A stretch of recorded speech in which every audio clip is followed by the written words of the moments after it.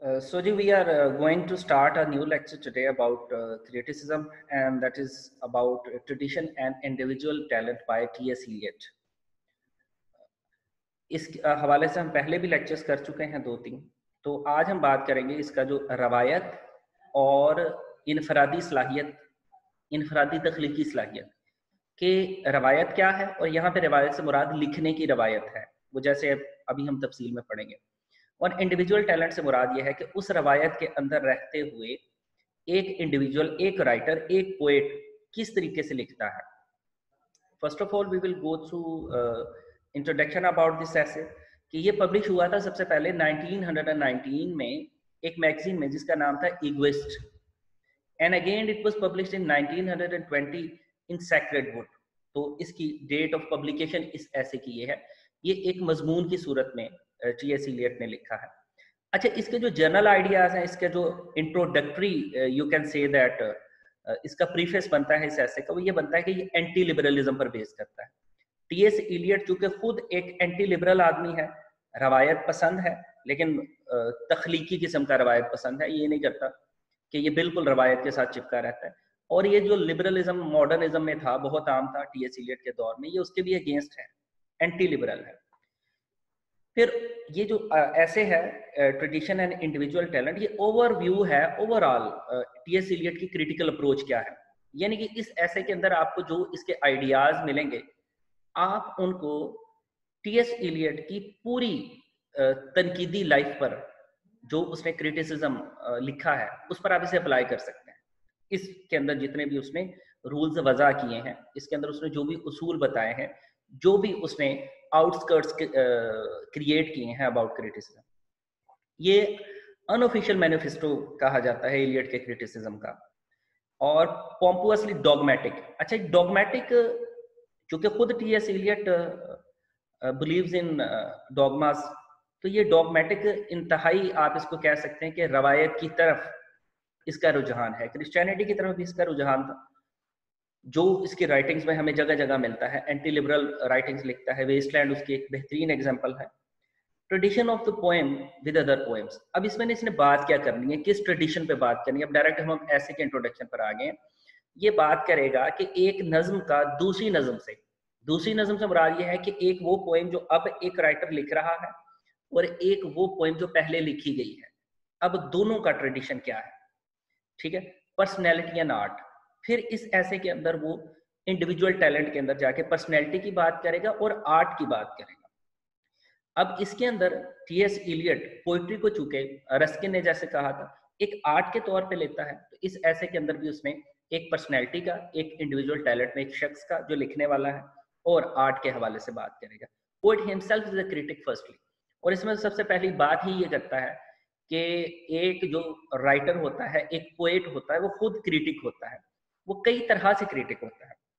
उसने टॉपिक भी चूज करना होता है, लैंग्वेज भी चूज करनी होती है, ओवरव्यू भी देखना होता है, उसकी कोई फिलॉसफी भी होती है, उसे सारे के सारे स्ट्रक्चर ऑफ द पोएट्री का भी पता होता है, उसे फिगरेटिव लैंग्वेज का भी पता होता है। ओवरऑल उसने सारा कुछ पहले छानना होता है, जानना होता है, उसकी नोक पलक संवारनी होती है, उसे तरतीब देनी होती है, उसके बाद वो लिखता है। तो टी.एस. इलियट के बकौल जो एक शायर है, वो खुद भी एक बहुत बड़ा क्रिटिक होता है। और फिर कहता है कि पोइट्री को इसने एज अ लिविंग होल लिया है, यानी कि शायरी को एक मुकम्मल एक जिस्म, एक बॉडी के तौर पे लेता है। कि जो कि कहता है कि जैसे कि साइंस है ना, साइंस को अगर आप एक बॉडी के तौर पे लें, तो with the passage of time ये बॉडी एक्सपेंड कर रही है, बॉडी फल फूल रही है, बड़ी हो रही है। अगर हम क्रिटिसिज्म को एक बतौर साइंटिफिक सब्जेक्ट के लें, तो फिर लिटरेचर को भी फलना फूलना चाहिए। तो इस हवाले से कहता है पोइट्री को एज अ होल एक बॉडी के तौर पे लेता है। और ये पहला बंदा है जो पोइट्री पे बात करता है, पोएट पे या रीडर पे या एज पे या थीमेटिक एक्सप्रेशंस जितने भी होंगे उन पे वो बाद में बात करेगा। सबसे पहले वो बात ही पोइट्री पे करेगा। अब ट्रेडिशन और जो इंडिविजुअल टैलेंट है ना, इसको इसने फर्दर कुछ टॉपिक्स में डिवाइड किया है, जिसमें सबसे पहले वो ट्रेडिशन की बात करता है, कॉन्सेप्शन ऑफ ट्रेडिशन, कि by T S. Eliot what does mean by the tradition. इसमें कहता है कि every nation has its own tradition, creative and critical mind. कहता है हर कौम है, चाहे भारतीय है, चाहे इंग्लिश है, चाहे फ्रेंच है, चाहे ग्रीक है, चाहे पाकिस्तानी है, चाहे बांग्लादेशी है, चाहे चाइनीज है, जापानीज है, ऑल ओवर द वर्ल्ड, हर एक कौम अपनी रवायात, अपना तख्लीकी और तनकीदी दिमाग रखती है। अदब को हर जगह पर उसके अपने सरकमस्टांसेस के अंदर सरकमफेरेंस किया जाता है। English critics have the critical abilities of the French, कहता है लेकिन जो अंग्रेजी शायर हैं या अंग्रेजी तनकीद निगार हैं उन पे फ्रांसीसी तनकीद के असरात ज्यादा हैं, फ्रेंच क्रिटिसिज्म के असरात ज्यादा हैं। क्यों? Most of us praise the part of any poets poetry which is uncommon और not resembles to other works. कहता है हमारे यहाँ ना अमूमी तौर पे क्रिएटिवनेस इसी चीज को समझा जाता है, क्रिएटिविटी इसी चीज को समझा जाता है कि किसी शायर ने कौन सी चीजें नई लिखी हैं जो पुराने शायर के अंदर नहीं थी। हम फिर उसी चीज को फोकस करते हैं, उसी चीज को ज्यादा पढ़ना पसंद करते हैं। कहता है मेरे हिसाब से this is a kind of prejudice. ये मेरे हिसाब से कहता है कि उस शख्स के ऊपर तासुब बरतने वाली बात है, नफरत बरतने वाली बात है, बाइसनेस रखने वाली बात है। क्यों ऐसा वो क्यों कहता है? बिकॉज इफ वी जज a poet by his total work we can treat him in the best way. Maybe he work good on the areas on which the ancestor did their mark. कहता है कि कुछ areas पर, कुछ concepts पर, language के कुछ patterns पर बड़े लोगों ने बात कर ली है। मिल्टन बात कर चुका, डन बात कर चुका, शेक्सपियर बात कर चुका, ड्रेडन बात कर चुका, पोप बात कर चुका, स्विफ्ट बात कर चुका। कहता है आने वाले दौर में अगर उस पर कोई बंदा और बात करेगा तो उसको तनकीदी नजर से देखा जाएगा, इस तरह से उसे पसंद नहीं किया जाएगा, उसमें नई चीज को देखा जाएगा। कहता है ये जुल्म कर रहे हैं। हो सकता है कि पुराने लोगों ने जिन मौजूआत को जिस हद तक, जिस सतह तक, जिस एंगल से देखा हो, आज के दौर में बंदा उन्हीं चीजों को किसी और जाविये से देख के उससे ज्यादा बेहतर नतीजे निकाल सके, बेहतर नताइज अखज़ कर सके। कहता है तो लिहाजा ऐसे करने में कोई हर्ज तो नहीं है। लिहाजा आप जब भी चेक करें तो टोटल सम में चेक करें किसी भी पोएट को, चाहे वो उन चीजों पे भी बात कर रहा हो जो चीजें पहले हो चुकी हैं, फिर भी आपका काम बनता है कि आप उसके टोटल सम में, उसको मुकम्मल शायरी में उसको चेक करें आप। कहता है to follow tradition does not mean to approach blindly on the culture of the writing. कहता है मैं ये कतई नहीं कहूंगा कि ट्रेडिशन से मुराद ये है कि माजी में जो चीजें जिस तरीके से लिखी गई हैं आप उसको बिल्कुल ऐसी कॉपी पेस्ट कर दें, आप बिल्कुल उसकी नक्काली करें, आप बिल्कुल ही उस चीज के लिए कोई पैरोडी तख्लीक करनी शुरू कर दें। ऐसा बिल्कुल भी मत करें। आप 100% उसको कॉपी ना करें। कहता है novelty is better than repetition. मैं भी ये चीज कहता मानता हूं कि आपने रेपिटेशन नहीं करनी, उसकी बजाय नयापन, इनोवेशंस देना, ये ज्यादा बेहतर रहता है। कहता है tradition involves the historical sense. अच्छा, इतनी बात करने के बाद ट्रेडिशन में आगे वो जाके कहता है मेरी जो जाती राय है, मैं ट्रेडिशन किस चीज को कहता है, वो कहता है इसके अंदर हिस्टोरिकल सेंस होती है, यानी कि तारीखी समझ, तारीख की समझ। ठीक है, तारीख की समझ क्या होती है? कहता है perception of the pastness of the past and the perception of its presence. यानी कि माजी का माजी क्या था और उस माजी का हाल क्या है। सादा लफ्जों में कि पास्ट के अंदर जिन चीजों को, जिन पैटर्न्स पर उस सूरत हाल में देखा जाता था, उस पास्ट का मौजूदा दौर में क्या फ्यूचर या प्रेजेंट है, उसमें से कितना सा हिस्सा आज काम कर सकता है, उसमें से कितने से आइडियाज, उसमें से कितनी सी लैंग्वेज, उसमें से कितने से स्ट्रक्चर, उसमें से कितनी सी फिलॉसफी, उसमें से कितना सा कॉन्सेप्ट जो कि माजी में भी इस्तेमाल हुआ लेकिन आज भी इस्तेमाल हो सकता है, इस चीज की समझ रखना हिस्टोरिकल सेंस कहलाता है।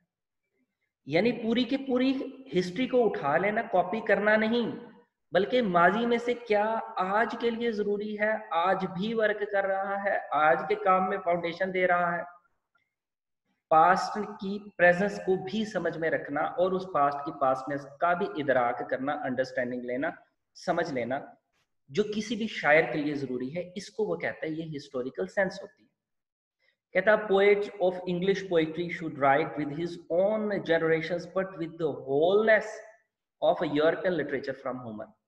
कहता for example if a English poet wants to write anything, अब जब भी जो भी कुछ लिखना चाह रहा है उसके दिमाग में ओवरऑल कॉन्शियसली या अनकॉन्शियसली यूरोप का सारे के सारा लिटरेचर जो कि होमर से लेकर मौजूदा दौर तक चला है, उसकी समझ उसके दिमाग में हो, and keep in mind that I am talking about समझ, अंडरस्टैंडिंग। ये नहीं है कि उसने होमर से लेकर और अपने दौर तक सारे पोएट पढ़े हुए हों, ऐसा करना तो पॉसिबल होता ही नहीं। ये खुद इलीट एक जगह पे जाके कहेगा कि बहुत ज्यादा रीडिंग भी बाज़ दफा आपकी क्रिएटिविटी को डैमेज कर देती है। लेकिन आपको अगर इंग्लिश पोएट है फॉर एग्जांपल, क्योंकि इसने बात इंग्लिश पोएट्री पे ज्यादा की है, कहता है कि वो जो जनरेशन है, जो बंदा लिखना चाह रहा है, एक राइटर आज के दौर में फॉर एग्जांपल 21वीं सदी में कोई बंदा, लेकिन उसको जो यूरोप की राइटिंग है उसकी ना परसेप्शन पूरी की पूरी जरूर होनी चाहिए, और यूरोपियन लिटरेचर का जो जद्दे अमजद बनता है या जो समझा जाता है या जो हिस्टोरिकली अंडरस्टूड किया जाता है वो होमर को ही किया जाता है अपनी एपिक की वजह से। उसके बाद कहा जाता है कि ग्रीक लिटरेचर ने ही रोमन को, आगे इंग्लिश को और all over the Europe, Spain को, जर्मनी को, सबको ग्रीक लिटरेचर ने ज्यादा मुतासर किया है। तो उस सेंस में ये बात करता है, कहता है sense of timeless and temporal, यानी कि उस बंदे के पास, उस राइटर के पास, उस पोएट के पास सेंस जरूर हो टाइमलेसनेस की भी और टाइमली टेम्परल भी। टेम्परल से मुराद आज का है, टाइमलेसनेस पुराना, यानी कि वो वाली चीज जो पहले भी थी और आज भी काम दे रही है वो तो यूनिवर्सल हो गई ना, और जो चीज यूनिवर्सल होती है उसे हम टाइमलेस कहते हैं। और टेम्परल आज के एतबार से, यानी कि दोनों चीजों पे वो नजर रखे। कहता poets resemblance and comparison with other poets. अब नेसेसिटी ऑफ ट्रेडिशन पे बात करता है, इसकी जो दूसरी हेडिंग है कि क्यों जरूरी है। पहले उसने बता दी कि व्हाट इज ट्रेडिशन, और अभी आप ऊपर हेडिंग चेक कर रहे होंगे नेसेसिटी ऑफ ट्रेडिशन। यहाँ पे वो बताता है कि पोएट की रिजेम्बलेंस और कंपैरिजन क्या है पास्ट के पोएट्स के साथ, अदर पोएट्स के साथ, इसकी भी समझ लेनी बड़ी जरूरी है। कौन सी चीजें उनकी एक है और कौन सी चीजें मुख्तलिफ हैं, फिर उसका सम किया जाए, फिर क्रिएटिविटी की तरफ जाया जाए। नो पोएट आर्टिस्ट और art can give meaning alone. कहता कोई भी शायर, कोई भी फनकार, कोई भी फन अकेला कोई भी मतलब नहीं दे सकता, उसके साथ बहुत कुछ जुड़ा हुआ होता है, उसकी अपनी रवायत भी जुड़ी हुई होती है, कल्चर भी जुड़ा हुआ होता है, बहुत कुछ होता है, उसके अंदर जाके वो मीनिंग दे रहा होता है। कहता है contrast and comparison among the dead, फिर वो जो जिंदा लोग हैं या जो मर चुके हैं उनका कंट्रास्ट भी करे, कंपैरिजन भी करे, उसका फर्क भी तलाश करे, उसकी सेमनेस भी तलाश करे। रिलेशन, प्रोपोर्शंस, वैल्यूज एंड रीएडजस्टेडनेस होगा ये, कि वो उनका ताल्लुक भी चेक करे, प्रोपोर्शन भी, हार्मनी भी चेक करे, वैल्यू, उसकी कदर को भी समझे, वैल्यू को भी समझे, एंड रीएडजस्टमेंट, और उसको कितना सा रीएडजस्ट किया जा सकता है वो भी करे। जैसे कि इसने मेटाफिजिकल पोएट्स में क्लियर कट बता नहीं दिया कि जो मेटाफिजिकल पोएट्स थे उनके लिए जो बेहतरीन, द मोस्ट सूटेबल टाइम है ही 20th सेंचुरी, पोस्ट वार का दौर है, जो कि दिमाग का दौर है, जो कि फॉरफेच कंसीड के जरिए, फिलॉसफी के जरिए समझाने का दौर है। तो ये निकला ही ना इसकी इस बात से कि रीएडजस्टेड कर किया जा सकता है उस चीज को। कहता है conformity between old and new, और पुराने और नए के दरमियान कन्फर्मेशन भी करे कि क्या चीज कन्फर्म है, क्या चीज ठीक है, क्या चीज रिजेंबल करती है, क्या चीज एक है। इसी हवाले से मैथ्यू ऑर्नल ने भी हिस्टोरिकल एस्टिमेट वगैरह में भी यही बताया था, तो और इसमें भी है कि T S Eliot also influenced by Matthew Arnold as well. कहता है कि past is altered by present and present is directed by past.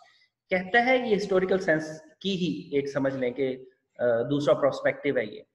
कहता है कि past is altered by present, अब माजी को आपने अल्टर कर दिया है प्रेजेंट के साथ, but present is directed by past. लेकिन आज जो प्रेजेंट है इसको डायरेक्ट, इसको फाउंड, इसको तरतीब, इसको सांचा, इसको बुनियाद, इसको मोटिवेशन वो पास्ट ने ही तो दी है।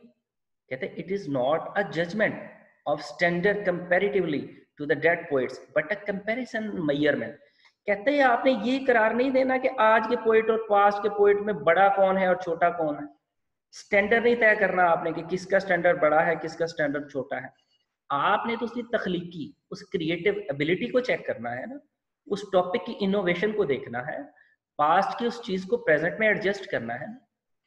कहता है इसको आप कभी भी किसी भी सूरत में इस सेंस में मत लें कि ये कोई स्टैंडर्ड वाली बात है, ये कोई कंपैरिजन वाली बात है, कोई किसी को छोटा बड़ा करने वाली बात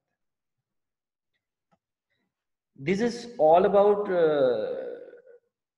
today's lecture, but there is further on about some more points about this lecture, the necessity of the tradition of the poet to the past. This is the third part of as well that I was forgetting, and I was to close my lecture, but we will finish it after this. कहता है कि tradition and individual talent. अब necessity of tradition of the poet and to the past, दोनों बातें इसने बता दी. Tradition क्या है, फिर उसने पोएट का पोएट से रिलेशन बता दिया. अब इन तीनों चीजों को इकट्ठा कर देगा. नेसेसिटी क्या है, ट्रेडिशन, पोएट और पास्ट को. कहता है कि poet should not take past as a lump, जैसे कि अभी बात कर चुके हैं हम. पास्ट को ऐसे लंप के तौर पे ना ले, ऐसे उठा के कॉपी पेस्ट ना कर दे. 3 एडमायरेशंस, वो 3 चीजें बताता है कि 3 चीजें जहन में रखे. फर्स्ट, एंड इट इनएडमिसिबल, नाकाबिले कबूल, 100% कबूल नहीं है, एक्सपीरियंस ऑफ यूथ. दूसरी बात यह है कि उसने यूथ का एक्सपीरियंस भी डालना है, प्लीजेंट एंड डिजायरेबल. फिर उसकी राइटिंग प्लीजेंट हो, खुशगवार हो, डिजायरेबल हो, ख्वाहिश के साथ हो, मरी हुई ना हो.